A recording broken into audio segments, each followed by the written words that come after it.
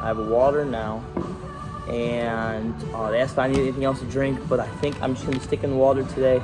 Some of their options that did look appealing though would be the Full Circle, the Cool Style Ale. They also got an Ichabod Seasonal Pumpkin Ale, as well as all these dragon milks they got from the cellar, a lot of special ones that they brought back for the time, as I was told from the server. So I was able to get my food in. I think I had to stick with pizza, because that's what I've heard they're good for. I got the big Philly style, just a 10-inch size, don't need anything too big, but ordered that, and we'll see how long it takes to come out. I just received my pizza. It's got some bacon on it, some peppers, cheese sauce is the base, and along with some onions it looks like too. But it looks really good, really crispy crust. Super excited to get into it.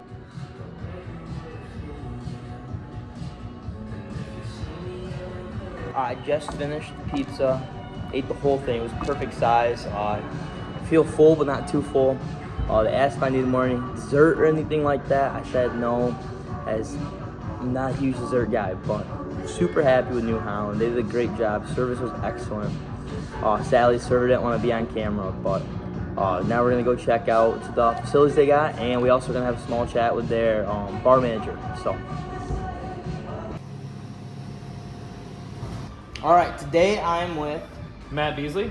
Okay, how long have you worked at New Holland Brewing Company? About a year and a half, maybe a little bit more. And then how long have you been in the management position? I've been in management position since October 25th of this year. Sweet. And you're the bar I'm the manager? bar manager and a floor manager also. Sweet. But my AOR is the bar. Sweet. And then AOR would be areas of responsibility. Got it. All right, so being a manager at New Holland, what is your kind of day-to-day operations? The day-to-day is going to change from each day, but we can use like today as a really good example of a Wednesday. So like what we do on Wednesdays is that is a beer delivery day. So we'll start off the day at 8:30 in the morning, usually around 8 to 8:30. We'll start doing our empty kegs, start getting those palletized, moving those upstairs, getting everything wrapped up and ready to go to put on the truck. Once the truck gets here, we unload everything. Then we put all the kegs downstairs. We put all of our retail items inside retail. We count everything. We double count everything that is on our bill of lading, make sure that it adds up with what we're getting. We send a copy of that back to distribution. Then make sure that once that's all good to go, we then start on the actual processes of the day. So like what I'll do usually is start counting all of the cash, get all of our drawers set up for the 2 in retail, the 2 behind the bar, make sure our petty cash is good to go. If our change levels need to be adjusted, or if it is today like a Wednesday, you'll then do a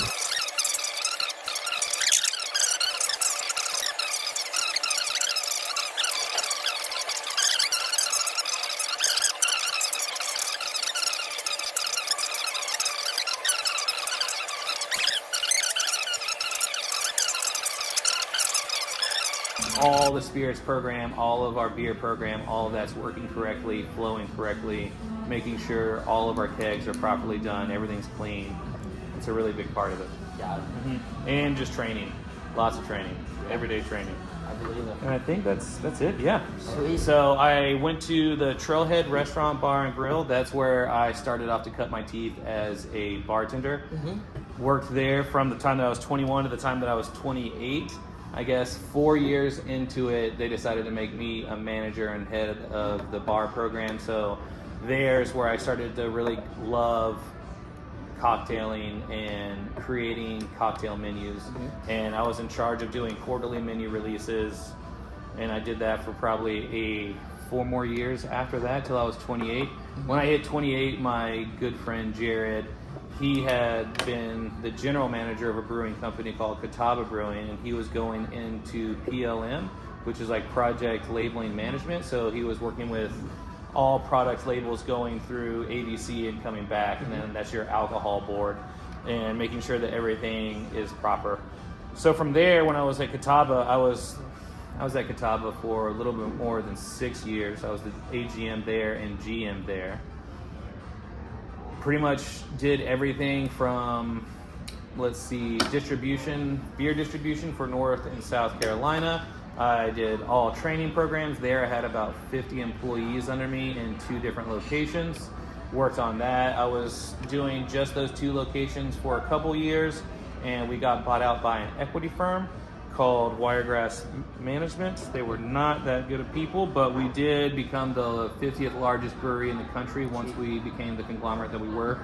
So that kind of increased my job to more of a regional manager position. So I would have to communicate with all the tasting room managers of all of our locations, where we had 3 locations in North Carolina, 2 in Asheville, and 1 in Wilmington.